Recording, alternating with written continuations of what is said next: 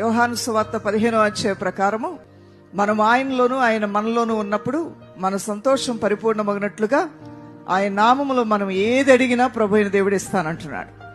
ద్రాక్షావల్లిలో ద్రాక్ష తీగ అల్లుకొని ఎలా ఫలిస్తుందో నీవు యేసులో ఆయన జీవవాక్యములో స్థిరపరచబడి నువ్వు బహుగా ఫలించాలనేది పరలోకపు తండ్రి యొక్క ఆశయం ఉన్నది.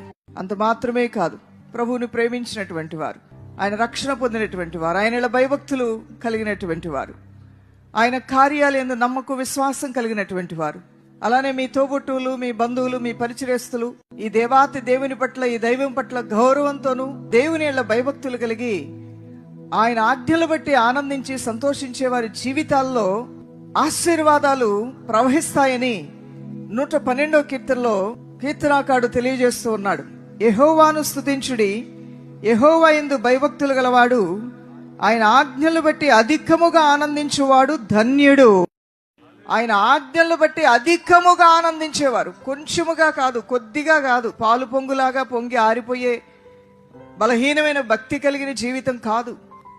ఇలాంటి సభలను కూడా దేవుడు ఎందుకు ఏర్పాటు చేస్తాడంటే బలహీనులు బలపరచబడాలని, నులివెచ్చని స్థితిలో ఉన్నవారు వెచ్చగా అవ్వాలని, చల్లారిపోతున్న వారు మండాలని.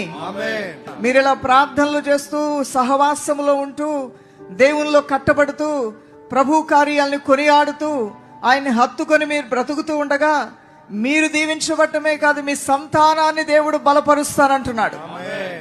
యథార్థవంతుల వంశపు వారు దీవింపబడతారు.